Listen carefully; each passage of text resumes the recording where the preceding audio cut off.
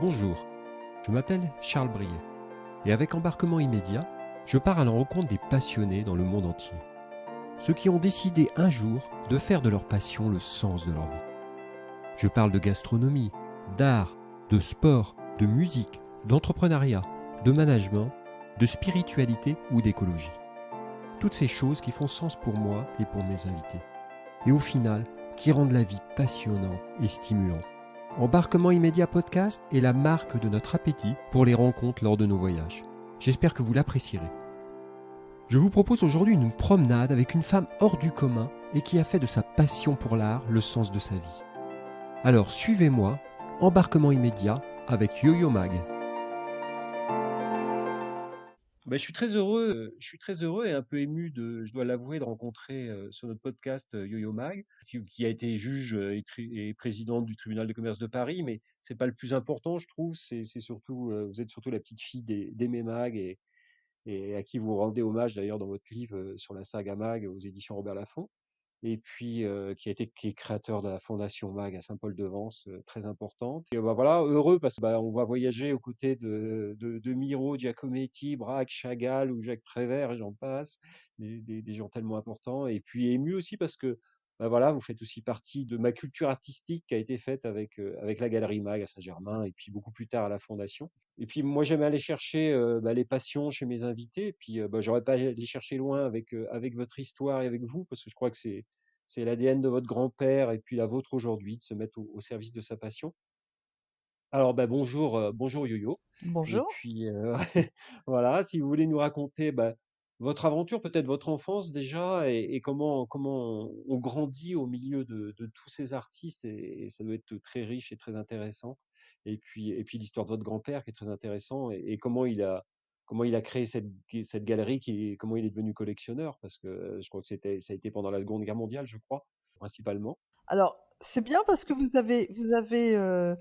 avez utilisé le mot passion et c'est vraiment le fil conducteur de nos vies, de celle de mon grand-père, bien sûr, et je crois qu'il m'a transmis vraiment ça, de vivre nos passions.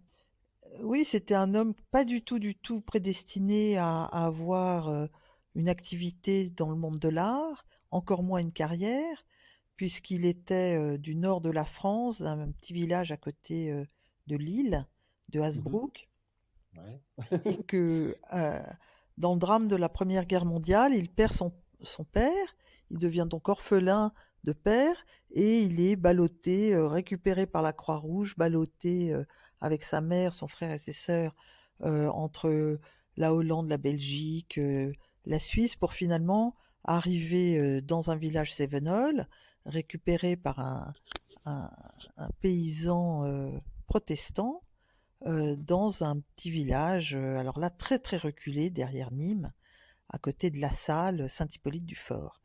Et donc on voit bien que ce petit gosse, il part pas avec les meilleurs atouts du monde, et c'est justement ça qui lui donnera beaucoup de liberté, parce que il m'expliquera justement que ce déracinement de son pays du Nord, ultra catho, un peu triste, plat, où quand même il faut reconnaître qu'il pleut plus souvent qu'ailleurs, en tout cas plus souvent que dans le sud, et puis ce déracinement transporté jusqu'aux Cévennes, pays luxuriant, ensoleillé, protestant, vallonné, et bien que finalement il a adoré les deux, et au lieu d'abandonner une culture pour une autre, ça lui a fait une très très grande ouverture d'esprit.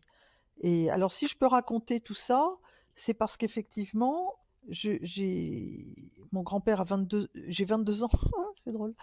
J'ai 22 ans quand mon grand-père meurt, donc je suis déjà adulte et très très proche de lui, très proche notamment parce que non seulement il était pas du tout un papy gâteau quand on était enfant, mais un papy très très très fier de ses petites filles.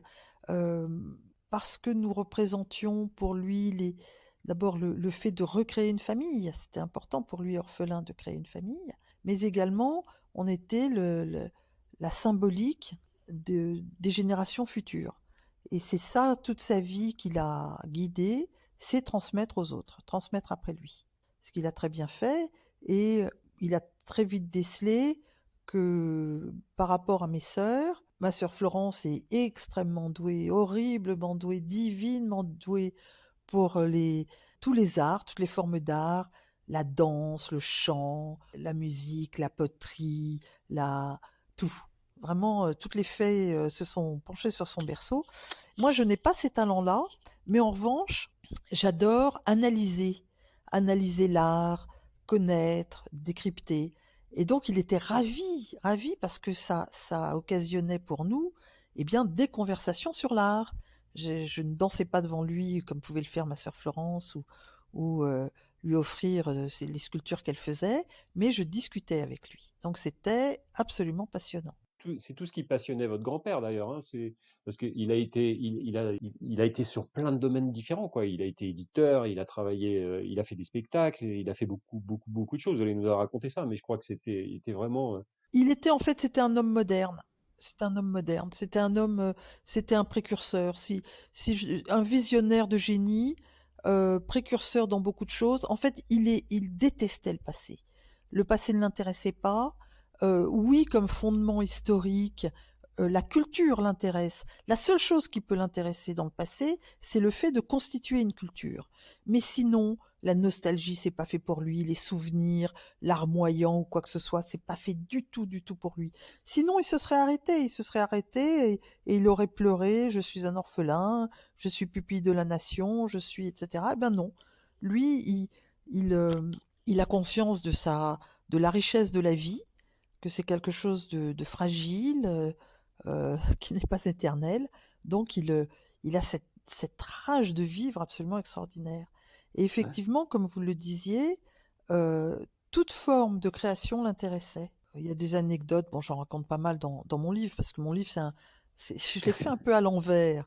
C'est-à-dire, au lieu de faire j'avais fait déjà d'autres livres sur l'aventure de mon grand-père, un pour Gallimard et puis un pour Abrahams aux États-Unis. Celui-là, je l'ai fait tout à fait, la saga Mag, je l'ai fait tout à fait différemment. C'est-à-dire, c'est pas du tout une biographie chronologique, c'est comment une petite fille voit son grand-père. Et c'est pour ça que le livre commence à ma naissance, et finalement, euh, comment je vis mon grand-père, euh, les vernissages, les dîners avec tous les artistes, les vacances avec Miro, les jeudis gardés chez Monsieur Braque, Prévert qui me donne mon prénom, etc., etc. C'est vraiment la vision d'une petite fille. Et cette petite fille, elle grandit, elle voit son grand-père et les activités de son grand-père qui lui en parlent beaucoup.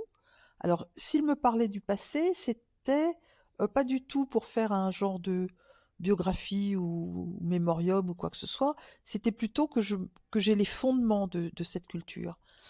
Et finalement, quand mon grand-père décède en 81, donc c'est moi qui passe les derniers jours avec lui, eh bien, je me rends compte que je veux savoir si les autres ont la même perception de mon grand-père que moi. Moi, j'ai été éblouie par mon grand-père.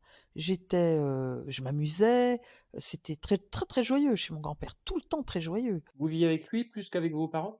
C'est-à-dire, enfant, c'est un peu particulier parce qu'on n'était pas vraiment scolarisé. Quand on était scolarisé, mais on n'allait pas vraiment à l'école. Alors, D'accord. quand c'était normalement, on habitait Paris, à Saint-Germain-des-Prés. Mes grands-parents, eux, habitaient avenue Foch, mais leur chauffeur venait nous chercher déjà tous les jeudis quand j'étais toute petite, pour nous amener chez Monsieur Braque, parce que c'était lui qui nous gardait le jeudi. Et puis après, le chauffeur venait nous chercher pour qu'on passe le jeudi et souvent même le samedi et dimanche chez nos grands-parents avenue Foch. Et, et en fait, tout le monde s'en foutait qu'on aille à l'école. Et je peux comprendre.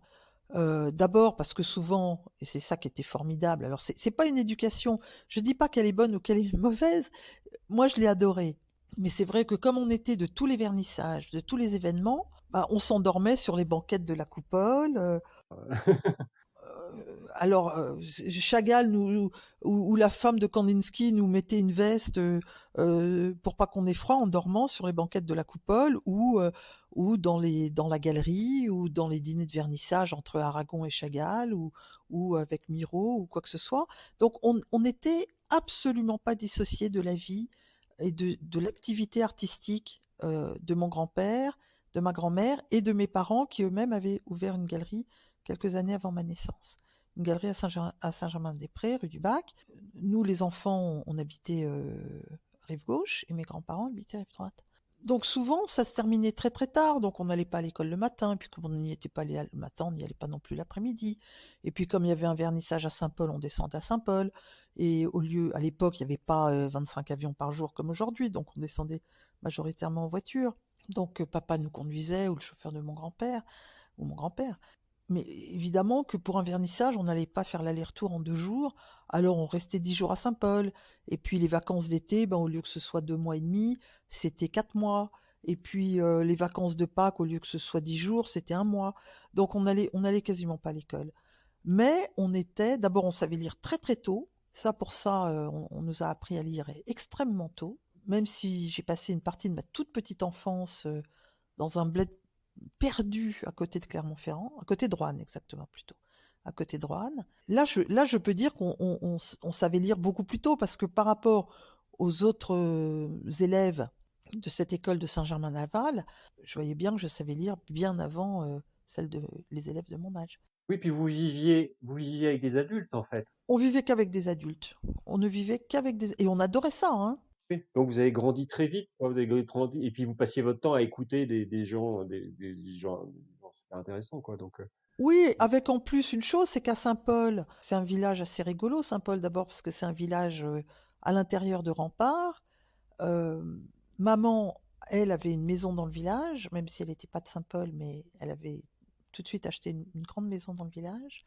Mes grands-parents étaient sur la colline en face de Saint-Paul, et les 3 points de ralliement autres, c'était la Colombe d'Or, cette célébrissime auberge où ont vécu tous les grands artistes, mais également les comédiens. On sait que Yves Montand et Simone Signoret habitaient là-bas à l'année, mais que Henri-Georges Clouzot également avait son appartement à l'année là-bas, que beaucoup, beaucoup de stars, y compris de stars américaines, habitaient là-bas, et que beaucoup d'écrivains venaient en retraite à la Colombe pour s'isoler, pour écrire. Donc on grandissait avec tous ces gens. Anouk Aimée habitait là, les Gélin, Xavier Gélin, quoi, plutôt Xavier, c'est le fils. oui. Comment il s'appelle le père du coup? Daniel Gélin. Vous voyez, pour moi, les Gélin, c'est automatiquement le fils parce que c'est ma génération. Donc, Daniel Gélin était là très souvent l'été. César, bien sûr, le sculpteur, était là. Tous les artistes étaient là. Et Prévert avait sa maison sur le petit chemin qui mène à chez mes grands-parents, qui mène à la Ouais. colline en haut. Et un petit peu plus haut, un autre personnage incontournable, c'est Chagall. Chagall habitait là, donc tous les jours on passait lui dire bonjour. Donc évidemment que c'était une vie exclusivement d'adultes, Oui. avec les mômes, les enfants de ces adultes, mais qui étaient comme nous, qui étaient le fils de Chagall, il vivait d'une façon aussi dissolue que nous. Une mère américaine, grandie en partie en Hollande, ballottée entre la Hollande, la Côte d'Azur, les États-Unis. Vous doutez bien que la fille d'Anouk Aimée avait à peu près cette vie-là aussi. Catherine Allégret, la fille de Simone Signoret, avait cette vie-là aussi. Donc on n'était pas du tout, mais on était mélangés aux gosses du village. Donc on avait en même temps une très grande autonomie en tant qu'enfant, grâce notamment à la Colombe d'Or, où si on avait faim, il suffisait qu'on rentre dans les cuisines pour aller chercher à manger, ou chez mes grands-parents, où il y avait toute une armada dans la cuisine avec des maîtres d'hôtel qui étaient là à nous préparer des somptueux goûters. Quelle liberté en même temps, hein. Énorme liberté. En plus, il y avait très peu de voitures à l'époque sur les routes, donc on était tous à vélo. C'était vraiment la bande des gosses de la guerre des boutons, du film La guerre des boutons, sauf que l'un s'appelle Chagall, que l'autre s'appelle Miro, parce qu'il y avait les petits-enfants de Miro qui étaient là aussi, ou les enfants de Jean Bazaine, l'artiste Bazaine, ou la fille de Hubac, ou les enfants de Chilida. Et les enfants de Chilida, ils étaient nombreux, ils étaient 8. Donc, c'était des artistes, en tout cas. Alors, beaucoup d'artistes espagnols, hein, chez mon grand-père, beaucoup d'artistes espagnols. Palazuelo, Miro, Tapies, Chilida. Et puis l'architecte de la fondation, c'est José Luis Sert, un Espagnol, et le céramiste de la fondation, c'est Artigas, un autre Espagnol, d'ailleurs beaucoup de Catalans. Et puis Equipo Chronica, et puis Arroyo, et puis bon. Donc ça parlait toutes les langues. Chagall avec Nina Kandinsky parlait en russe. Tout ça était un joyeux mélange. La femme de Léger était russe également, Nadia Léger, donc ça parlait espagnol, ça parlait russe, ça parlait anglais beaucoup, ça parlait italien avec Adami ou d'autres artistes. Voilà, et tout ça, on arrivait à vivre au milieu de tout ça, pas du tout en étant traités comme des enfants, c'est ça qui était merveilleux. C'est que tous les dîners de vernissage, aussi bien à la galerie qu'à la fondation, il était hors de question de nous mettre sur des tables à part, où, vous savez, comme dans les mariages, on fait une table pour les enfants. Ah non, non, non. Nous, les enfants, on était au milieu des artistes, au milieu des écrivains, au milieu des collaborateurs, au milieu des conservateurs de C'était musées. une grande famille ou une grande Voilà. troupe, quoi. C'était, ouais, complètement. Ouais. Ouais. Et là, la fondation n'était pas créée encore, non? Alors, la fondation, alors, chronologiquement, mon grand-père se retrouve donc on va dire dans les Cévennes, à Nîmes. Il fait ses études à Nîmes. Puis, il se retrouve à Cannes en tant qu'ouvrier, ouvrier lithographe. Par toutes sortes de rencontres plus étonnantes, plus hallucinantes les unes que les autres, notamment Pierre Bonnard, qui est le premier qui vraiment croit en lui, puis Henri Matisse, eh bien, il quitte la Côte d'Azur avec Bonnard, avec Matisse, et il s'installe à Paris, où était déjà Bonnard. Bonnard vivait entre le Canet et Paris, j'aurais même tendance à dire entre Montmartre et le Canet. Et Papy ouvre sa première galerie en 1945 à Paris, puis beaucoup, beaucoup d'activités, notamment d'édition, ça il avait commencé déjà à Cannes. Donc beaucoup de revues surréalistes, passionné par le surréalisme, passionné par les écrivains surréalistes. Soupeau, Desnos, Zara, Aragon bien sûr. Il monte une très grande exposition avec Aragon et avec André Breton et Marcel Duchamp. Voilà, passionné par le surréalisme. Il se met à produire beaucoup de choses. Bon, on va dire jusqu'à 1953. Très très grande expansion. Très très très très mauvaise opération commerciale. Oui. Oui, parce que les artistes qu'il expose, ben, personne n'en veut. Giacometti, personne n'en veut. Miro non plus. Germaine Richier non plus. Palu. Villers. Ouais, on est après-guerre, là. On est les années 50, Là, c'est ça? il ouvre en 45 et on va dire ce qui vraiment lance la galerie, il ouvre en décembre 45. Donc ce qui lance vraiment la galerie, c'est l'exposition du surréalisme en 47. Et jusqu'à 1953, très très peu de ventes, mais il est soutenu par ces trois énormes, ces trois artistes mondiaux, ces trois monuments sacrés, euh, Bonnard, Matisse et Braque. Et les trois lui confient des œuvres à vendre, ce qui fait que grâce à la vente de ces chefs-d'œuvre historiques, eh bien, il peut financer les expositions des jeunes artistes. Alors, quand je dis jeunes artistes, c'est Miro, c'est Giacometti, c'est Calder, etc. En tout cas, de la nouvelle génération. Et puis en 53, leur famille est frappée d'un drame atroce, puisque leur second fils, donc Bernard, qui est né en 1942, eh bien Bernard meurt à 11 ans en 1953. Et là, mes grands-parents se retirent, décident de tout arrêter, partent à Saint-Paul-de-Vence, où Bernard est mort, et veulent arrêter la galerie, veulent arrêter les éditions, veulent tout arrêter. Et c'est les artistes qui les sortent de ce trou dans lequel ils s'étaient, de ce trou de tristesse, hein, cette noirceur dans laquelle ils s'étaient enfermés, et qui les font, c'est notamment Fernand Léger, Georges Braque, qui poussent mes grands-parents à aller aux États-Unis pour voir ce qui se passe aux États-Unis, Ouais, changer d'air. Ouais. pour changer d'air. Et Miro s'engouffre dans l'idée et propose à mon grand-père d'aller voir son grand ami catalan, José Luis Sert, qui a la chaire d'architecture à l'université de Harvard à Boston. Et ils vont rencontrer Sert, et c'est comme ça que s'échafaude avec, je ne peux pas tout vous raconter parce qu'il y en a tellement, avec des choses assez étonnantes, s'échafaude le projet de la Fondation Mag.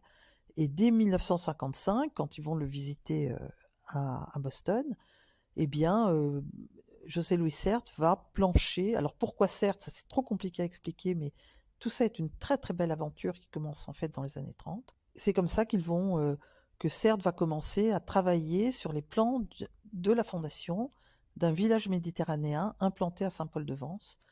Et c'est comme ça que presque 10 ans après alors premier coup de pioche en 1960, 4 ans de travaux, et la Fondation MAG est inaugurée le 28 juillet 64, inaugurée par le grand ami de mon grand-père, c'est-à-dire André Malraux. Et c'est nous, les petites filles, qui tendons à Malraux les clés de la Fondation pour la déclarer ouverte. On n'imagine pas aujourd'hui, alors moi j'ai presque 6 ans, Florence a 7 ans et demi et Isabelle a 9 ans. On ne peut pas imaginer aujourd'hui un grand musée euh, être ouvert par des petites filles, par des enfants, par des tout petits enfants. Et alors ce soir-là, les enfants de Miro sont là, les enfants, voilà, il y a toute une bande d'enfants aussi, les enfants de la Colombe d'Or, bien sûr, sont là.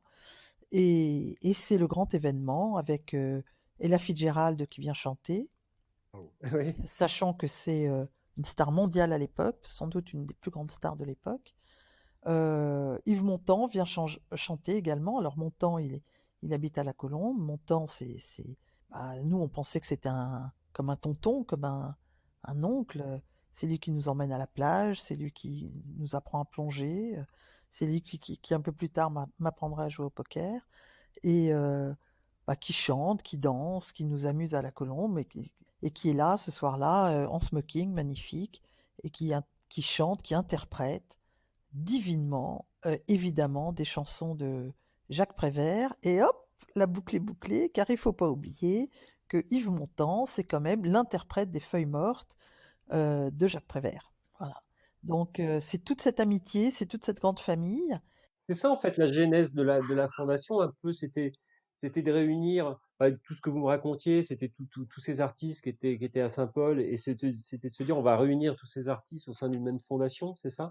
Un peu l'idée? C'était en fait de transcender, de dépasser la mort d'un enfant, Oui. puisque Bernard est mort. Beaucoup d'artistes n'ont pas eu d'enfants.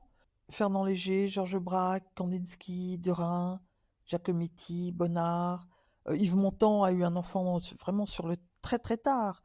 Voilà, ils ont une notion de l'immortalité un petit peu différente, en tout cas de la vie et de l'immortalité. Donc l'idée, c'était ce qu'a dit Fernand Léger et Georges Braque, ce qu'ont dit Fernand Léger et Georges Braque à mon grand-père, après la mort de Bernard, faites quelque chose qui vous dépasse, faites quelque chose d'immortel. Et l'idée, c'était effectivement de réunir.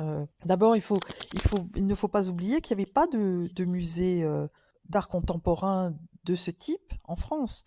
Tous les musées d'art contemporain étaient dans des vieux bâtiments, comme le musée d'art moderne de la ville de Paris, qui était un bâtiment récupéré d'une exposition universelle, et non pas une architecture conçue pour un musée. Le Centre Pompidou ouvrira 13 ans après la Fondation MAG sur le modèle de la Fondation MAG, c'est-à-dire une collection permanente, des expositions temporaires, une bibliothèque intégrée, la musique avec le Centre Pompidou, avec l'IRCAM intégré chez mon grand-père, c'était avec beaucoup d'événements musicaux, mais vraiment sur tout à fait le même, on va dire la même trame, mais à échelle nationale. Mais bien sûr que les Pompidou étaient amis avec mes grands-parents, grands collectionneurs d'art, les Aussi, Pompidou. oui. Oui, oui. Ouais. Claude est restée une fidèle, Claude est restée une très très grande fidèle de la Fondation. Elle venait à tous les vernissages, même après, bien sûr après la mort de son époux, le président. Elle venait, elle prêtait des œuvres dès qu'elle pouvait à la Fondation de sa collection pour des expositions. Elle est restée très fidèle à la Fondation MAG, la passion totale. Et donc on peut comprendre avec André Malraux, là aussi l'amitié ça compte beaucoup. Je vous rappelle qu'à Paris, vous avez 2 pièces témoins de ce triangle amical, c'est-à-dire un artiste, un homme de pouvoir et un homme, j'aurais tendance à dire, d'action. Alors par exemple, l'artiste, c'est Chagall, l'homme de pouvoir, c'est André Malraux, et l'homme d'action, c'est Aimé Mag, qui donne le plafond de l'opéra Garnier par Chagall. Et puis un autre exemple, un artiste, Georges Braque, un homme d'action, encore André Malraux, un homme de pouvoir, pardon, encore André Malraux, et un homme d'action, encore une fois mon grand-père, avec le plafond, les trois peintures dans les plafonds du Louvre, dans les plafonds à caissons du Louvre. On voit que Malraux, qui était l'équivalent de ministre de la Culture, a su vraiment faire entrer l'art contemporain dans les bâtiments les plus emblématiques de la culture française. Souvent vu ce plafond de l'Opéra Garnier, oui. J'étais pas C'est beaucoup de tellement balais beau. et c'est tellement beau. Je savais pas que c'était votre grand-père qui avait fait Bah si, il avait œuvré pour ça. Il a vraiment été très très important et utile pour ça. Et d'ailleurs, c'est très mignon parce que le soir de l'inauguration, ma grand-mère ne se sentait pas bien, elle avait déjà des problèmes cardiaques. Eh bien, mon grand-père, c'est vous dire à quel point donc le plafond, je crois que c'est 64 également qu'il est inauguré. Eh bien, mon grand-père va évidemment à l'inauguration, extrêmement élégant, parce que mon grand-père était un homme d'une classe folle et d'une élégance dingue. Très très beau smoking, évidemment, indémodable. Et il n'est pas accompagné donc de son épouse, mais il n'est pas accompagné non plus, on aurait pu dire, de sa belle-fille qu'il adorait, ma maman qu'il adorait. Non, il est accompagné de ma sœur, Isabelle, qui a 9 ans. Voilà, donc on n'imagine pas des grandes inaugurations comme ça, d'événements très importants, avec un des hommes artisans du projet qui est accompagné d'une petite fille. Et ben, c'était ça notre vie. fille. Ouais, il a toujours mis ses petites filles Ouais, en avant, hein, ouais, dans tout toujours, ce que vous nous toujours, racontez, toujours. C'est quelque chose d'important. Ouais, ouais, toujours, toujours. c'est marquant. Mais parce que pour lui, on est non seulement ses petites filles, mais il y a une très grande part, c'est parce que nous sommes le symbole de l'avenir, le futur. On représente le futur. Oui, et puis c'était la transmission. Je pense que la transmission, c'est ce qui était important pour votre grand-père, je pense. Oui, oui, Et ce qui vous absolument. marque, vous aussi d'ailleurs, hein, parce que on parlera Moi, tout à l'heure j'adore transmettre. de ce que vous faites aujourd'hui, mais c'est ça, vous avez la même veine, Oui, exactement le même sang qui coule dans vos veines, en tout cas. ben, je crois, oui. Et puis, vous savez, élevé quand même, parce que ce qu'il faut voir, c'est que Miro, il passait plusieurs mois à la maison à Saint-Paul. Il faut dire que mon grand-père avait fait réaliser pour lui, avait fait construire dans la propriété des ateliers de gravure absolument performants et merveilleux, avec une des plus grandes presses d'ailleurs que nous ayons eues en gravure, elle était là-bas à Saint-Paul, mais également des ateliers de céramique. Donc ça nécessite non seulement des ateliers, mais des fours, du personnel, etc.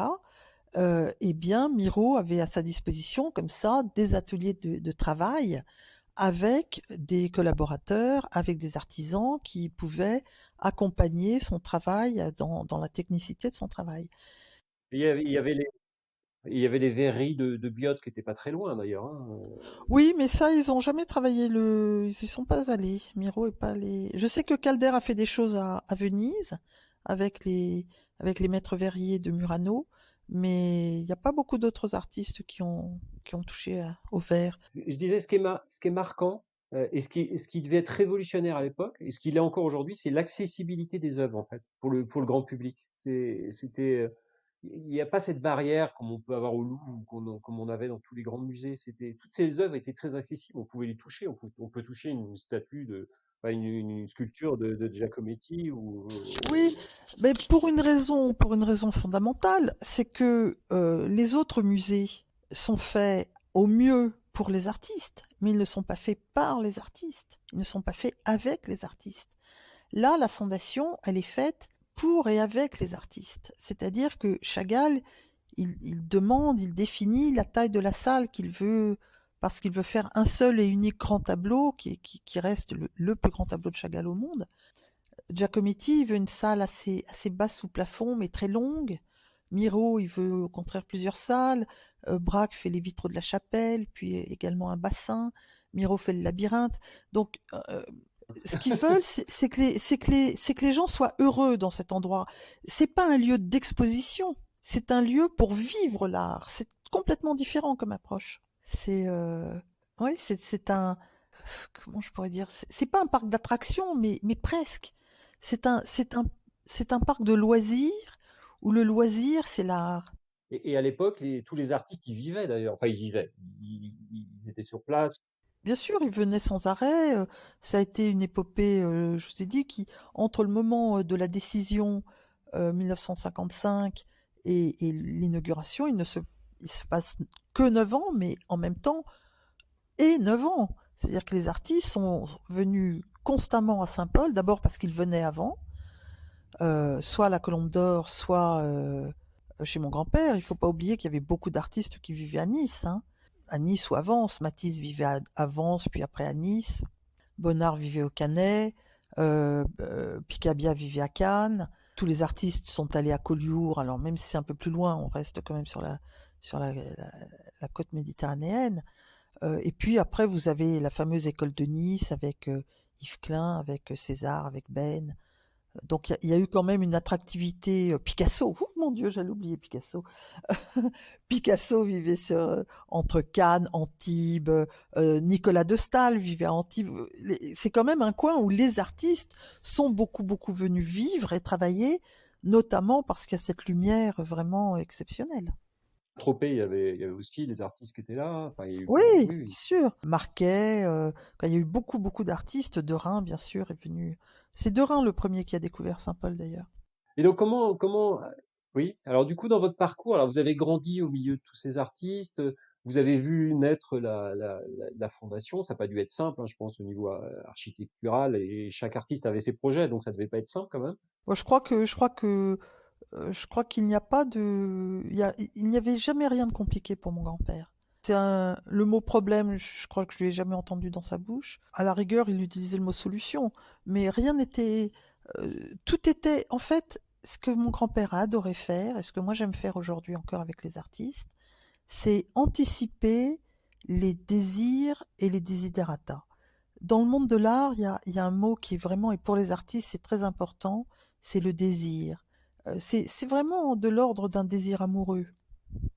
On, on- on veut, on veut plaire, on veut plaire à l'artiste. Non, c'est pas qu'on veut plaire à l'artiste.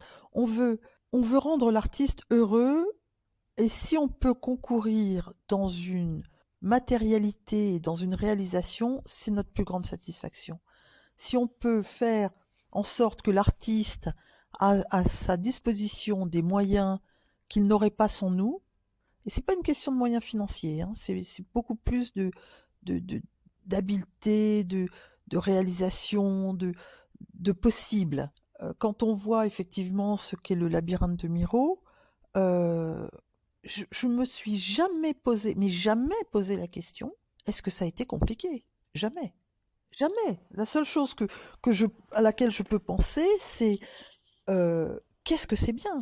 Qu'est-ce qu'ils ont dû réfléchir? Qu'est-ce qu'ils ont dû s'amuser? Qu'est-ce qu'ils ont dû échafauder? Qu'est-ce qu'ils ont dû discuter? Qu'est-ce qu'ils ont dû s'émerveiller? Ils s'amusaient beaucoup quand même, j'ai l'impression, tous ces artistes autour de votre grand-mère. Oui, Ils oui. s'amusaient énormément. Alors attention, c'est pas de la gaudriole, c'est pas de la blagounette, c'est pas du je sais pas trop quoi. C'est vraiment ce qu'on appelle des hommes d'esprit. Là, il faut pas oublier que Calder, Miro, Giacometti ont participé au mouvement surréaliste, dadaïste pour certains et surréaliste. C'est-à-dire, c'est quand même une forme d'humour. Je vous rappelle que c'est Jacques Prévert avec Yves Tanguy qui ont inventé le cadavre exquis. Puisque ce fameux cadavre exquis, c'est une idée de Jacques Prévert avec Yves Tanguy, où ils écrivent des mots sur un bout de papier, ils plient le papier et le suivant qui n'a pas vu ce qui est écrit doit continuer l'histoire. Et ça s'appelle un cadavre exquis parce que ce sont les deux premiers mots utilisés par Prévert. Et on voit bien que c'est une forme d'esprit.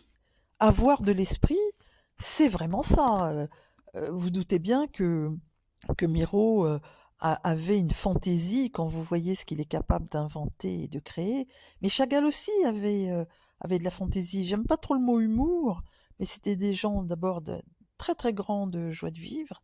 Et quand vous voyez les tableaux de Chagall, Plus la joie de vivre, oui, c'est que ça. l'humour. Oui, Ouais. complètement. Oui, oui. Ouais. Quand vous voyez les tableaux de Chagall, que vous voyez une chèvre bleue qui vole au-dessus de Paris avec des amoureux, euh, avec une échelle de Jacob, et puis un clown qui a la tête à l'envers, et un âne rouge qui est au-dessus de la, je sais pas, de l'opéra en flammes, mais avec des flammes plutôt joyeuses, avec des bouquets de fleurs plein le ciel.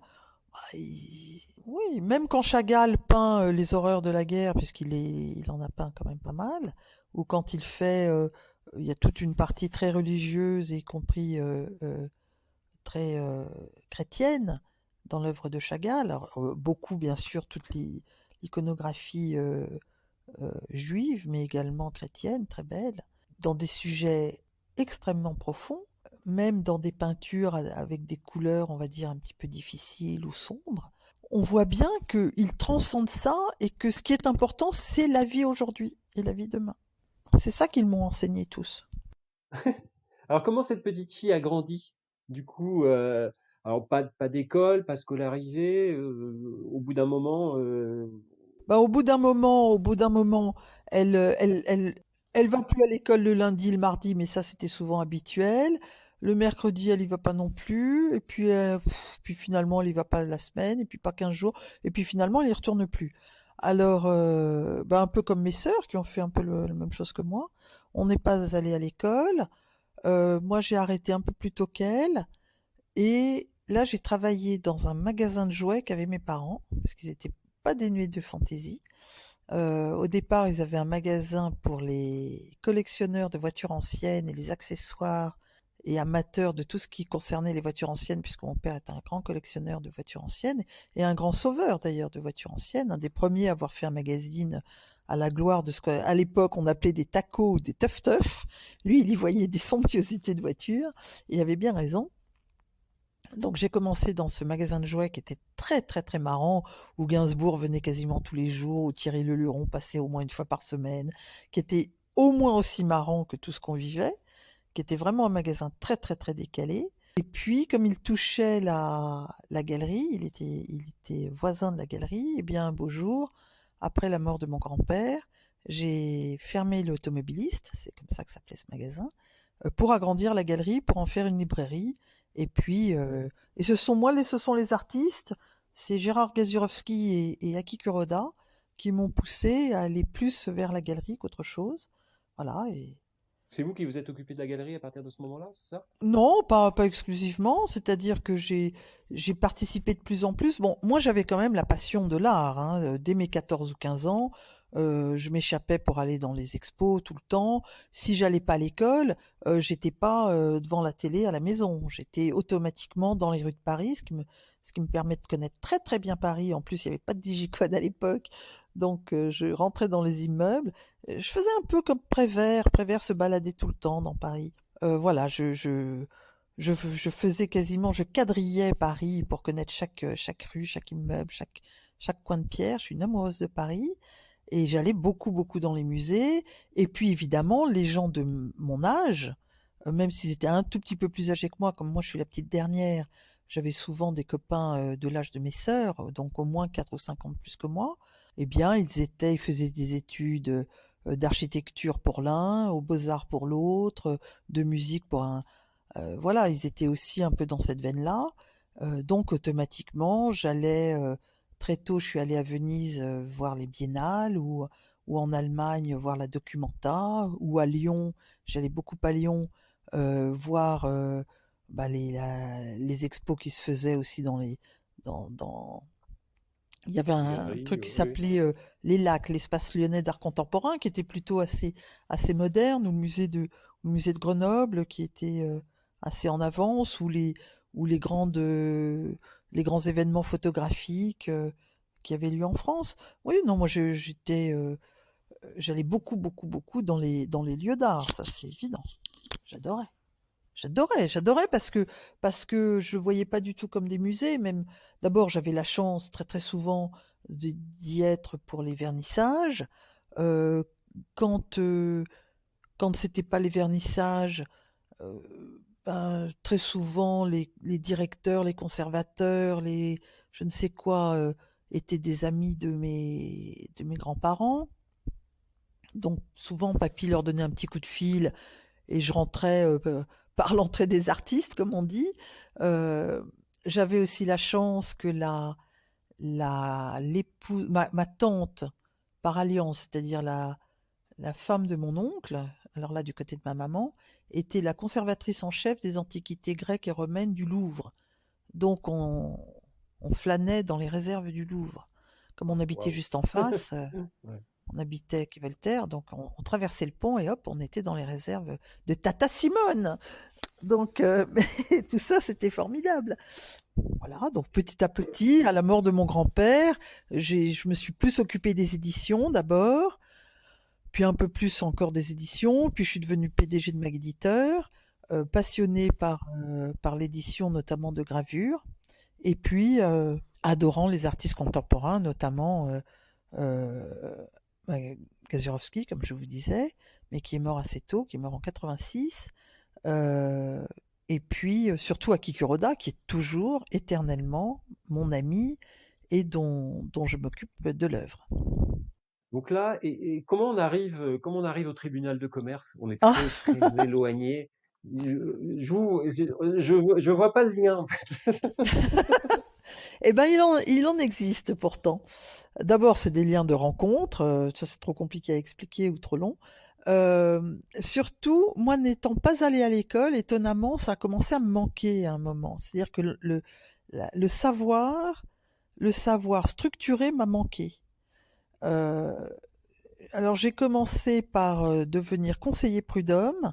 Alors pourquoi j'ai fait ça? J'ai fait ça parce que comme je m'occupais déjà de pas mal de salariés, parce que MAG, attention, MAG c'est la fondation, une maison d'édition, des galeries à Paris, à Barcelone, à Zurich, à New York, une imprimerie, une maison de production de films, donc c'est beaucoup, beaucoup d'employés. Donc à la mort de mon grand-père, je me suis rendu compte qu'on n'est pas chef d'entreprise parce qu'on a le nom, on doit savoir gérer. Et n'ayant pas fait d'études, je me suis dit, conseiller prud'homme, je vais apprendre finalement des aléas des autres. Et ça Trop m'a bien. beaucoup appris. Ouais. Et de là, par challenge et par amitié, je suis rentrée au tribunal de commerce. D'abord, ce qui me plaisait, c'est que c'était un lieu où il n'y avait pas de femmes. On n'est que 10% de magistrats femmes. Donc, je trouvais que c'était un challenge supplémentaire, que tous ceux qui rentrent au tribunal ont fait des études. Moi, j'avais même pas passé mon bac. Donc, c'est ce genre de challenge qui m'amuse, au même titre que j'ai appris à faire de l'avion ou de l'hélico. Voilà, c'est comment relever les défis. Oui, oui, complètement. Ouais. Piloter un avion, c'est comment tu as ta vie entre les mains et si tu fais une erreur, ou piloter un hélico, si tu fais une erreur, tu le payes immédiatement. Vous avez passé vos permis avion, tout ça, vous avez tout ça? Ouais, Vous êtes pilote, quoi, oui, oui, c'est ça. Ouais. j'ai plus rien maintenant, parce qu'il faut se renouveler tout le temps et moi je le fais pas. Donc maintenant je fais plus. Mon mari le fait encore. Voilà, moi ça m'a toujours amusé d'aller, non pas là où on m'attend pas, mais parce que je cherche pas à avoir le regard des autres, je cherche à avoir mon propre regard sur les challenges que je me fixe. Est-ce que tu es capable de rentrer au tribunal de commerce avec avec tous les handicaps que tu as? Tu es une femme, il y en a très peu. Tu es beaucoup plus jeune que ceux qui y rentrent d'habitude. Tu n'as pas fait d'études et puis encore beaucoup d'autres, on va dire, handicaps qui auraient dû me barrer la route. Eh bien, non, je suis rentrée. Je suis rentrée d'ailleurs à un poste assez vite important, jusqu'à devenir, non pas comme vous disiez, présidente du tribunal, mais présidente d'une chambre du tribunal, présidente de la 14e d'abord, puis de la 12e chambre, qui sont des chambres très, très spéciales, puisqu'elles sont spécialisées dans le traitement des difficultés des entreprises. Donc là, on est très technique. Alors là, j'y allais vraiment pour apprendre, hein. Au départ, c'était aussi pour apprendre. Et savoir lire un bilan, savoir ce que c'est que des échéances, que euh, toutes les arcanes, des actionnaires, des associés, des mauvais payeurs, des litiges, des obligations, voilà, Les faillites, des et voilà, faillites, des etc. plans de trésorerie, des redressements, des négociations, des cessions. Voilà, j'ai appris tout ça, on va dire, grâce au tribunal et à des gens merveilleux qui m'ont formé là-bas. J'ai beaucoup appris aussi sur le drame des chefs d'entreprise. C'est très très douloureux. C'est des chambres difficiles parce qu'on traite des difficultés. Donc on voit beaucoup de drames. Et quand même le lien qu'il y a, c'est il y a une chose dont mon grand-père ne voulait pas que les artistes souffrent, ou que tout homme souffre, c'est qu'il ne puisse pas s'exprimer. Et c'est ça qui m'a rendue bavarde, sûrement. Il m'a poussée au bavardage. Et bien, dans mes audiences, principalement à huis clos, moi je faisais quasiment que du huis clos, je crois franchement pas que une personne puisse dire à une audience de Yo-Yo Mag, je n'ai pas pu m'exprimer ou j'ai pas pu dire j'avais sur le cœur.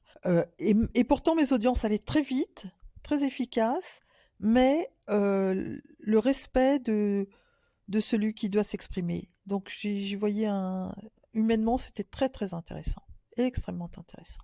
Alors j'ai arrêté maintenant puisque j'ai fait 14 ans dans le même tribunal et l'ancienne loi disait qu'on devait changer de tribunal et moi j'ai pas voulu aller à Nanterre ou Bobigny.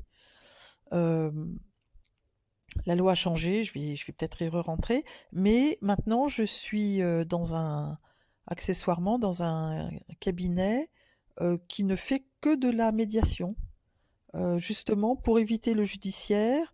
Quand des entreprises sont en litige, au lieu de tout judiciariser, eh bien, il y a des gens qui, comme moi, si j'ai été recrutée, c'est sans doute que j'avais cette compétence, on peut dire, au tribunal, d'essayer de faire s'aplanir les conflits et faire s'entendre les gens. Et faire que les gens trouvent la solution au lieu qu'ils subissent une décision externe.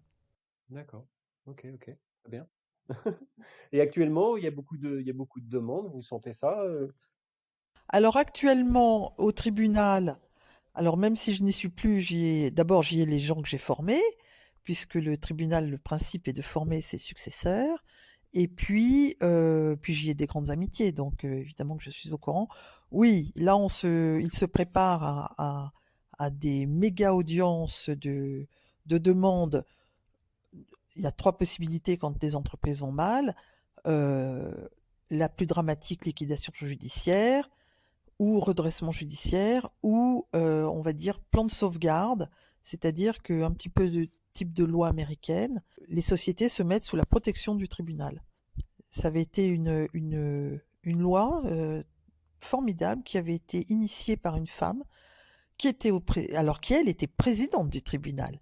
Il y en a eu une quand même, qui avait initié cette loi notamment pour sauver Eurotunnel au moment des difficultés d'Eurotunnel et sauver les petits porteurs d'Eurotunnel. Donc on sait qu'il va y avoir, avec ce que l'on vit en ce moment, il va y avoir un afflux massif d'entreprises qui ne vont pas pouvoir faire face à leurs échéances parce que même si actuellement il y a des mesures qui sont prises euh, par le gouvernement, les bailleurs réclameront les loyers, les, vous- les lignes de téléphone pour les terminaux de cartes, pour euh, pour les assurances, tout ça, toutes ces charges-là, qui sont des petites charges cumulées, 300 € par-ci, 200 € par-là, elles vont pas être effacées. Donc avec des recettes zéro, il est certain que va y avoir beaucoup, beaucoup, beaucoup d'entreprises qui vont demander soit des plans de redressement, soit de sauvegarde, soit peut-être aussi malheureusement des liquidations. et les recettes vont pas redémarrer si vite que ça, hein. Je pense que quand même la situation va pas redémarrer si rapidement que ça. Pour certaines choses, ça peut redémarrer, mais pour beaucoup d'autres, ça va être très très très ralenti. Oui, ça va être très lent. Ça va être très lent. Ouais. En même temps, il faut espérer qu'il y ait une belle réorganisation qui se fasse. Moi, vous savez, je suis pas la fille de mon grand-père pour rien. Je regarde loin devant et je me dis, à tout drame, il faut trouver une issue positive. Donc, si c'est une réorganisation de la société qu'il faut, eh bien, tant mieux pour nos petits-enfants ou arrière-petits-enfants. Oui, oui, tout à fait. Je suis d'accord avec vous. Alors si on revient à Mag, Et si on revient votre à grand-père est, l'art. c'est ça. Et votre grand-père était collectionneur lui déjà? Alors lui, il n'avait pas l'argent pour être collectionneur. Il était ouvrier à Cannes.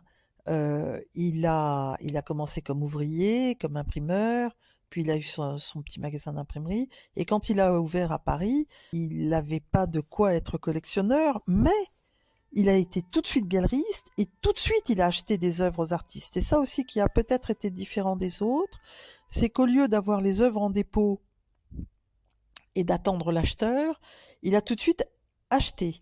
Alors acheter pour, comme il était en entreprise individuelle, est-ce que c'était pour les revendre, est-ce que c'était pour les garder? Il en a gardé énormément. Tout ce Ouais. qui remplit la fondation, c'est les donations de mes grands-parents, de leur collection personnelle. Donc on voit bien qu'ils avaient accumulé beaucoup, beaucoup de choses. Donc tout de suite, ils ont acheté des œuvres en quantité. Alexander Calder le dit très très bien dans son autobiographie. Il dit qu'il avait fait une grande exposition de Stabile chez mon grand-père en 1950. Et il dit Aimé m'a acheté toute l'exposition avant le vernissage et m'a payé tout de suite. Jamais aucun marchand ne s'était comporté comme ça avec moi. Ah ouais. Mais il aimait les artistes. Ah oui, ah oui. Parce qu'il aimait les artistes. C'était pas un galériste qui était là pour faire du business. Il aimait d'abord les artistes, je pense. Bah, il était artiste lui-même, il aurait voulu être peintre. Il avait d'ailleurs un très très très bon coup de crayon et excellent. Euh, Quand il s'est rendu compte qu'il ne pourrait pas être peintre parce qu'il n'avait pas les moyens d'être peintre ni quoi que ce soit et qu'il a très vite fondé une famille, il a gardé cette envie de dire au moins je sers les artistes. Et il a mis les artistes au cœur, au centre de sa vie. Donc c'était primordial pour lui. Et la bibliothèque, il y a une bibliothèque énorme aussi, très importante À Saint-Paul, à oui. la Fondation. Ouais. Oui, c'était un grand bibliophile. C'est la bibliothèque de votre grand-père aussi? Oui, oui, oui, la bibliothèque, parce que papy, en fait, il a abordé l'art à travers, comme je vous disais, à travers le surréalisme, mais notamment à travers la littérature surréaliste. Et alors là, pour le coup, il a tout de suite commencé à collectionner les livres. Tout de suite, tout de suite, tout de suite, très tôt. Jeune, fauché en étant commis livreur pour une boucherie, il économisait 3 sous pour s'acheter la revue Le Minotaure, qui était la revue surréaliste de l'époque. Et il a accumulé une bibliothèque phénoménale, non seulement en quantité de volumes, mais aussi en qualité d'ouvrage, c'est-à-dire au lieu que ce soit que des catalogues ou des livres, on va dire, courants, c'était très souvent aussi très grand bibliophile, des livres à tirage limité avec des gravures intégrées. Et la bibliothèque, aujourd'hui, tout ouvrage confondu, compte un peu plus de 40 000 ouvrages qu'il a donnés à la Fondation. Il devait avoir tous des catalogues raisonnés, numérotés, Oui, il avait je suppose, tout. ouais, complètement, je suppose. Et très souvent dédicacé en plus. Très souvent avec des dessins originaux à l'intérieur, avec oui. Et en plus, il avait fait faire, comme il aimait tout ce qui était un peu novateur, il faisait faire aussi des couvertures de ses livres, même parfois de livres classiques. Il demandait à des relieurs contemporains de faire des créations en cuir pour des ouvrages rares. Donc c'est vraiment, non, c'était vraiment un bibliophile. Si, moi j'ai ce souvenir-là, moi la galerie Mag, où il y avait des éditions, il y avait des éditions d'art avec des couvertures qui étaient somptueuses. Eh oui, C'était ça aussi, hein, je bien crois, hein, je me sûr. souviens de ça, hein, Il ouais, en ouais, a complètement. édité beaucoup. Il a édité beaucoup de choses comme ça. Alors, on disait, il a été collectionneur, galeriste, bon, mécène, on le sait à travers la Fondation Mag, et puis aussi ce qu'il a aidé les artistes, bibliophile, mais également un homme de presse, puisqu'il a créé le magazine L'Art Vivant, qui a été alors là, 7 ans ou 8 ans avant Art Press, qui a été le premier magazine pluridisciplinaire, théâtre, cinéma, littérature, art plastique, photographie, art vivant. Voilà, il sort le premier numéro en 1968. Et c'était un mensuel distribué en kiosque, donc comme de presse, également des revues de poésie, alors la plus confidentielle, et puis aussi un très très bon producteur de musique contemporaine. Alors quand je dis musique contemporaine, c'est pas de la variété, c'est de la musique ultra contemporaine, considérée encore aujourd'hui comme de la musique alternative, c'est-à-dire Sun Ra, Terry Riley, Lamonte Young, Stockhausen, quoi, tout ce qu'il y a de plus. Là, c'est moins mon domaine, mais C'est c'est vraiment de très la recherche pointu là, hein. Ouais, musicale, ouais, c'est la ça, recherche. complètement. Et il a été producteur, aussi bien de producteur de disques pour eux, mais également producteur de spectacles. Donc un grand-père collectionneur, un père collectionneur, parce que Hein. il est aussi collectionneur de voitures, votre père. Et vous alors, vous collectionnez aussi les œuvres d'art ou Alors, moi, c'est un peu particulier parce que, étonnamment, bon, j'ai une très belle collection de gravures que mon grand-père a constituée pour moi, que mon grand-père, ma grand-mère, puis mes parents ont constitué pour moi. Bon, dont je jouis pas totalement aujourd'hui, mais peu importe, ça viendra. Moi, je suis pas quelqu'un de très attaché à la matérialité, au sens que j'adore vivre entouré de beaux objets. Je vis entouré de chefs-d'œuvre, bien sûr, mais aussi bien de petits souvenirs anodins que de pièces historiques. Je suis pas attachée, je sais pas comment vous dire. Si je les ai, j'y suis attachée, mais je suis pas convulsive avec ça. Oui, oui, je collectionne 2 ou 3 marques de céramique, qui me tiennent vraiment à cœur parce elles étaient faites à Valoris et que c'est vraiment 2. L'une ça s'appelle, Robert Picot et l'autre c'est Sérène. Alors là, oui, ça c'est vraiment, je sillonne les brocantes encore aujourd'hui pour ça. Les collages de Prévert, ça c'est indispensable pour moi. Et puis, non, ma passion, je la mets. La collection, pour moi, ça a un côté un peu papillon mort qu'on épingle. Vous voyez, c'est pas assez vivant pour moi. J'ai plutôt tendance à soutenir les artistes, comme par exemple, je vous parlais d'Aki Kuroda. Aki Kuroda, cette année et ce mois-ci, nous célébrons les 40 ans de notre première exposition organisée ensemble. Je sais pas si vous voyez, c'est quand même pas mal. 40 ans d'amitié dans le travail. Et quand je vous dis d'amitié, c'est de sincère amitié. On se téléphone tous les jours. Tout à l'heure, quelqu'un me demandait, une de ses amies japonaises me disait, qu'est-ce que tu vas faire quand tu vas être déconfiné? Alors je lui dis, première chose, c'est prendre mes enfants dans mes bras que j'ai pas vus depuis tellement longtemps que voilà, j'ai envie de les serrer et de retrouver une quotidienneté stupide avec mes enfants et petits-enfants. Mais, et je lui dis, et bien sûr, à qui me manque terriblement, même si je l'ai tous les jours au téléphone, de pas aller dans son atelier parler de tout et de rien, me manque atrocement. Et à qui je travaille avec lui et pour lui. Notamment, je viens d'organiser à New York une exposition qui est toujours en place, puisque le confinement new-yorkais est arrivé alors qu'elle était en place. Une très très grande exposition à la galerie Richard Tettinger, d'œuvres très récentes d'Aki Kuroda, mon ami de 40 ans. waouh, Et c'est bien 40 ça. ans dans le travail, parce que tous les ans, pendant ces 40 ans, j'ai organisé au minimum 2 à 3 expositions par an de lui. Au Japon, en Chine, euh, au Venezuela, au Brésil, en Allemagne, en Suisse, en Espagne, bien sûr, partout. Et une dont je suis la plus fière, on peut dire comme ça, c'est d'avoir organisé en 2007 une exposition Akikuroda au Beijing Imperial Museum of the Forbidden City, c'est-à-dire au musée de la cité interdite, c'est-à-dire mettre un japonais au centre de ce qu'il y a de plus chinois anti-japonais. Et ben ça a été un énorme succès, gigantesque succès.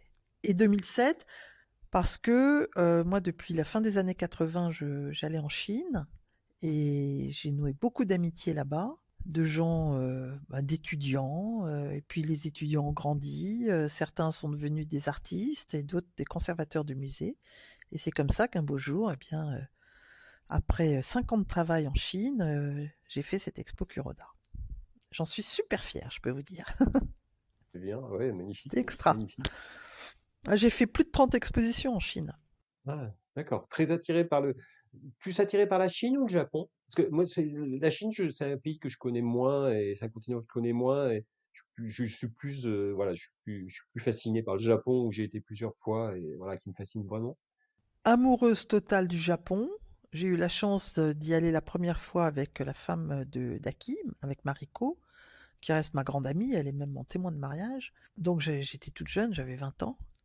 Tombée amoureuse totalement du Japon, alors bien antérieurement à ça, parce que en 66, mon grand-père et Miro et Artigas sont allés au Japon pour une grande exposition Miro où ils ont été accueillis comme des dieux vivants, comme Miro en tout cas comme un dieu vivant, et Artigas parce qu'Artigas est un grand grand céramiste et Et on sait à quel point la céramique au Japon est importante. Et la céramique, justement, la très très belle céramique comme est capable de faire Artigas, c'est-à-dire avec une sorte de, de, de pureté. Je ne parle pas de la porcelaine, hein, je parle vraiment de la céramique.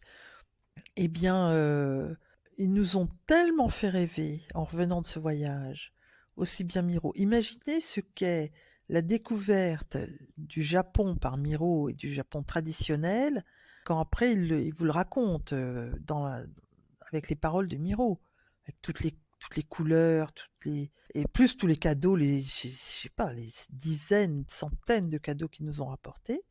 Donc je suis tombée amoureuse du Japon d'abord par ça. Pour une autre raison aussi, parce que le fils de Artigas, qui lui-même céramiste et qui a beaucoup collaboré à la fondation, était marié avec une japonaise que je trouvais la femme la plus belle du monde.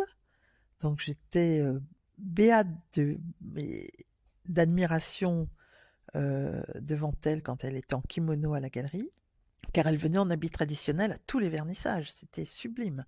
Ensuite, cette rencontre avec Aki Kuroda par Marguerite Duras. C'est Marguerite Duras qui m'a présenté Aki Kuroda en 79. Et après, tombée amoureuse du Japon avec Mariko.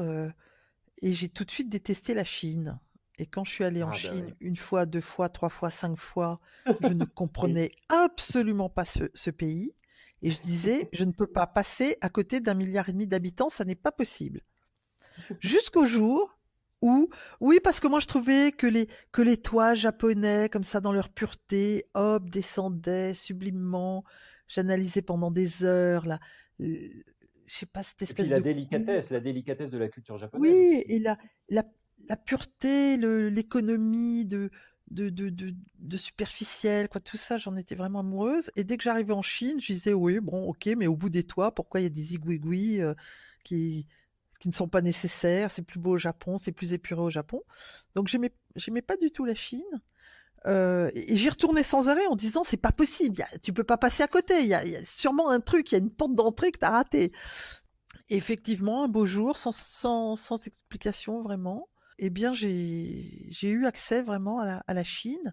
Alors, je dis pas que j'en suis tombée amoureuse comme le Japon, mais je suis assez. Oui, je comprends très très bien l'esprit chinois surtout.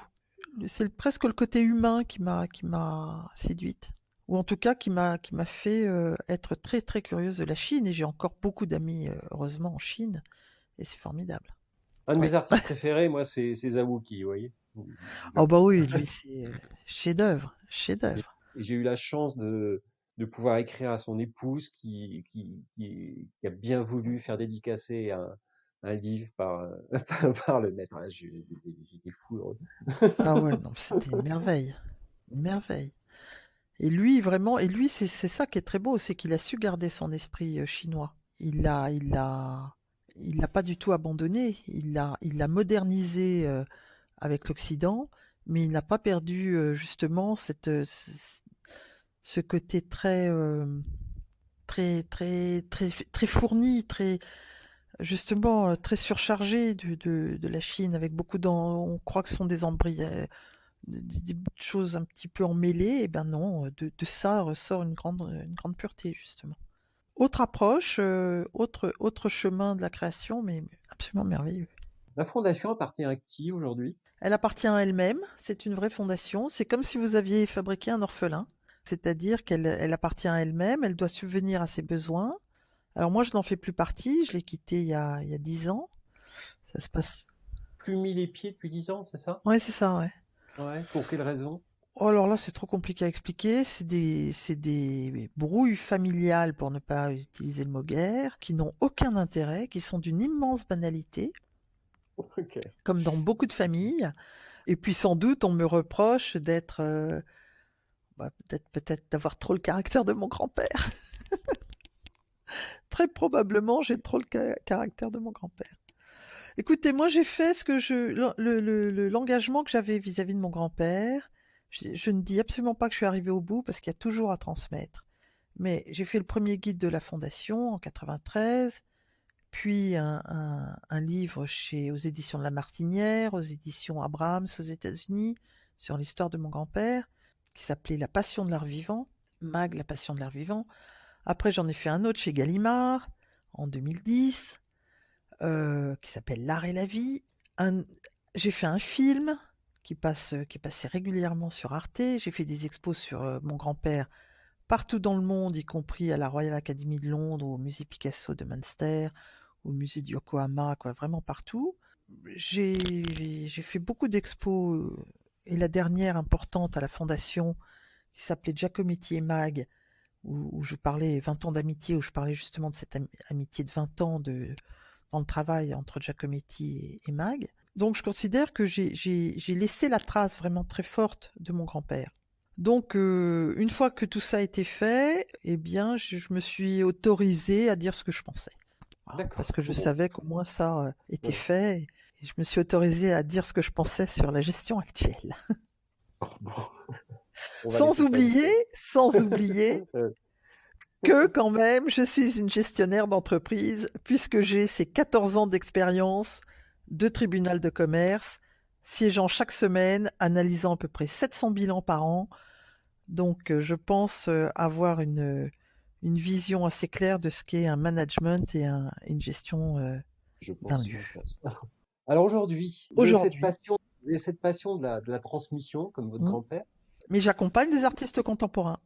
Vous continuez à accompagner les artistes contemporains, voilà, et puis vous transmettez beaucoup, donc vous faites des conférences, vous publiez aujourd'hui beaucoup sur Instagram, vous faites des vidéos. Alors expliquez-moi tout ça, tout ce que vous faites actuellement, c'est passionnant. Alors, Instagram et Facebook, j'y suis déjà depuis quelques années, où justement, je me suis rendu compte que, au lieu de parler de ce que je mange, ou d'un chat, ou de mes enfants, etc., qui je trouve n'a pas grand intérêt pour les autres, eh bien, j'ai plutôt parlé de ce que j'aime et de ce qu'est mon environnement. Et donc, j'ai parlé de Miro, j'ai parlé de Calder, j'ai parlé de, je sais pas, d'art contemporain, d'art moderne, et je me suis rendu compte que les gens étaient très en demande de tout ça. Et ben les followers ont suivi, et je me sens un petit peu, non pas obligée, mais je trouve que c'est un vrai bonheur de leur faire partager un tout petit peu de ce qu'on m'a appris D'accord, et ouais, de ouais. ce que je continue à apprendre. Donc j'essaie de, quand je fais des analyses de tableaux ou de sculptures ou d'expositions d'art très contemporain, j'y attache une très grande importance, je fais ça avec beaucoup de sérieux, je mets vraiment des commentaires et parfois des textes assez longs qui décortiquent un petit peu tout ça, où je fais des rapprochements entre la poésie et l'art très souvent. Et puis quand on s'est retrouvés tous enfermés chez nous, je me suis rendu compte que les gens ne peuvent plus aller dans les musées, ne peuvent plus vivre l'art. Et j'ai commencé à leur parler en vidéo avec le système des Instagram, je sais pas comment ça s'appelle, direct, live, ouais, je sais plus comment ça s'appelle. La story live, voilà, c'est ça. J'ai commencé à parler un petit peu, justement, comme ça. Au départ, c'était un peu brinque-ballant, un peu, bon, euh, avec juste un téléphone à la maison. Et puis, je me suis prise à mon propre piège et à mon propre jeu.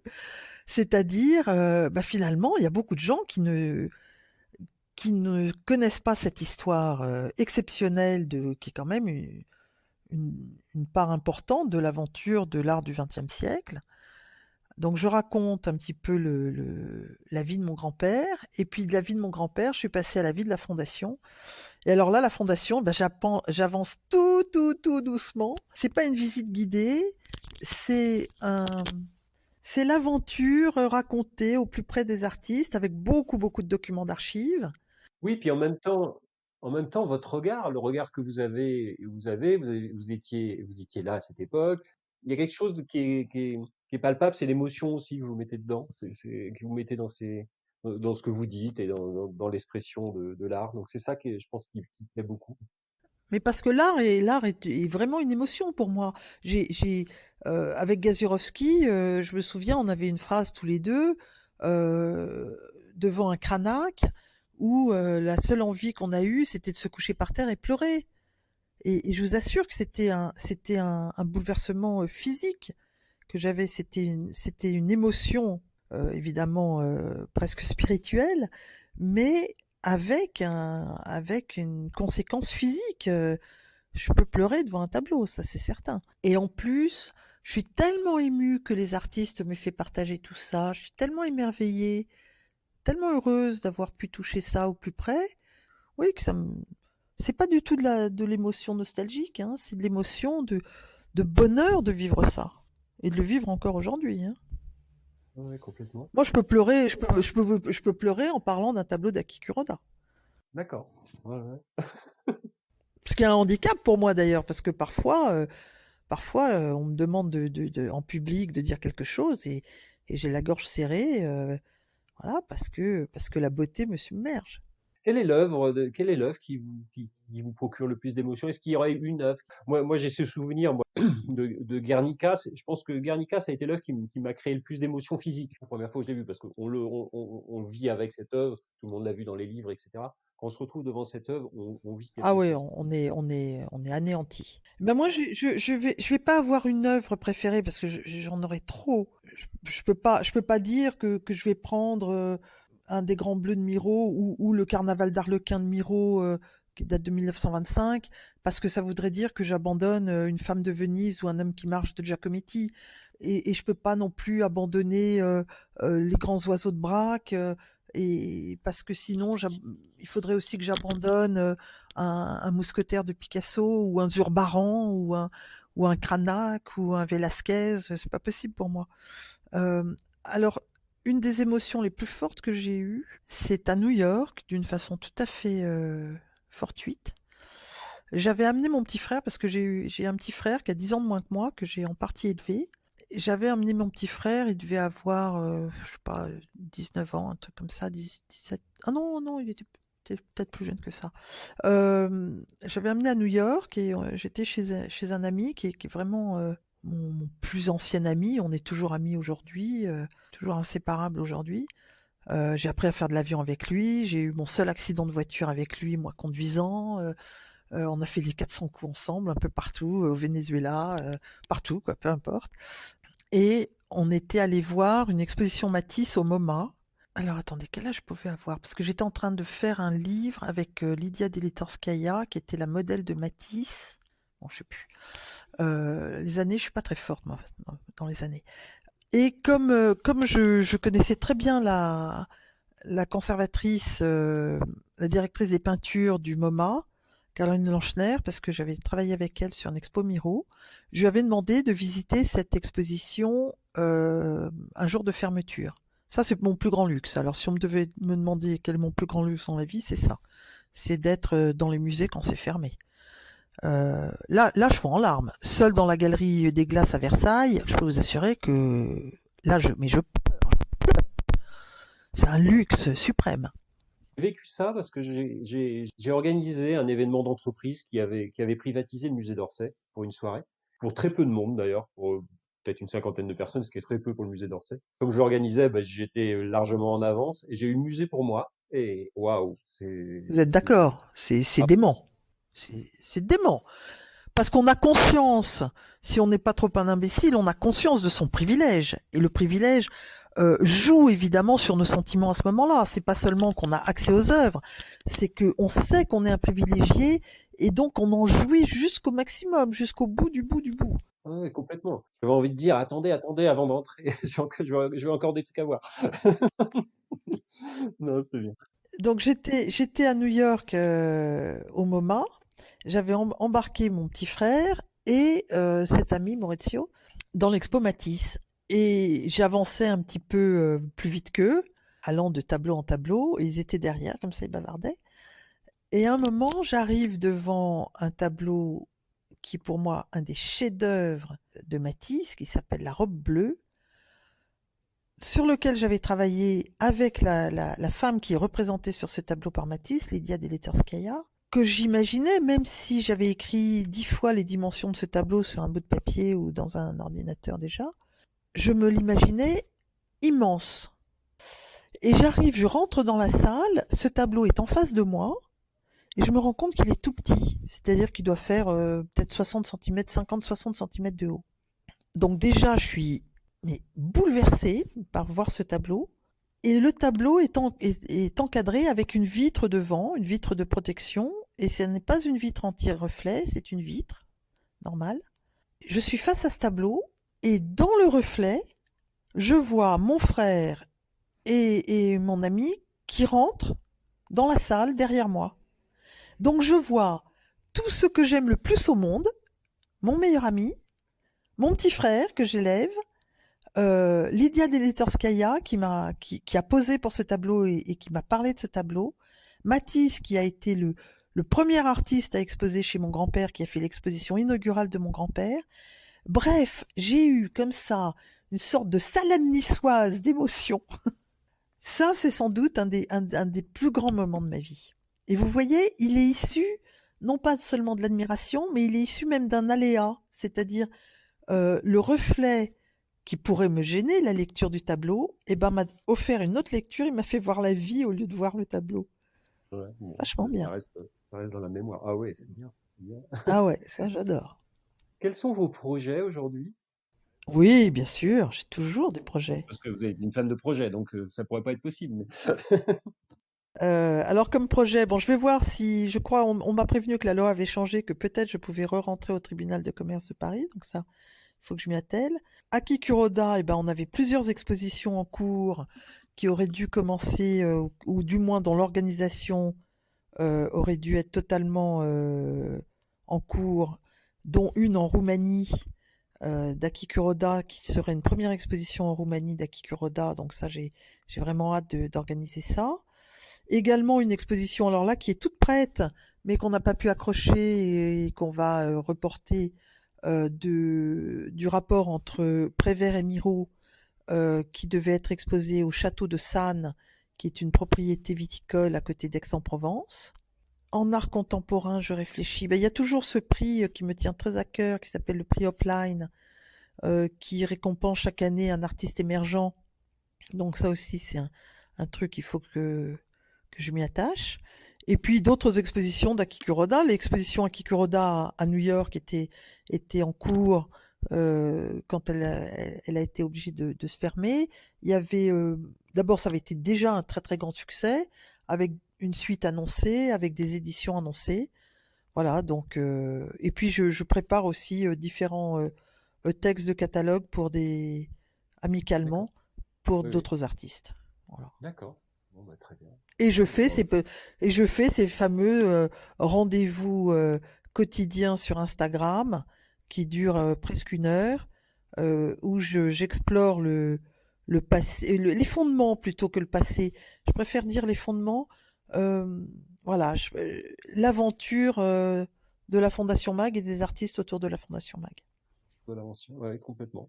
Bah, je mettrai tous les liens en tout cas et de toutes ces expositions, de tous vos livres et puis de l'Instagram C'est très également. gentil. Ouais, il n'y a pas de souci. Eh ben, c'est très gentil. Bah, écoutez, je vous remercie et c'était un beau parcours et un beau chemin qu'on a fait ensemble. Donc, merci beaucoup. Écoutez, je suis ravie je suis ravie d'avoir transmis et de transmettre encore à d'autres.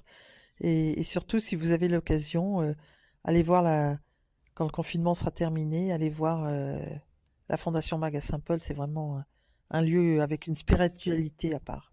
Ça fait très longtemps, mais ouais, oui, j'y retournerai avec plaisir, avec plaisir. Merci à vous en tout cas. À bientôt. Eh ben super. Merci beaucoup. Très bonne fin de journée. Au revoir. Notre voyage en embarquement immédiat est maintenant terminé. J'espère que cet épisode vous aura plu et inspiré, que ce soit pour vos projets actuels ou futurs, et vous aura donné envie de vivre votre passion. Pensez à vous abonner sur le site du podcast et sur vos plateformes préférées, et de noter avec un commentaire nos épisodes. À très bientôt pour un nouvel épisode et le partage d'une nouvelle passion. Et n'oubliez pas, l'impossible n'existe que parce que nous n'essayons pas de le rendre possible. Mike Horn. C'était Embarquement immédiat, tout un monde de passionnés.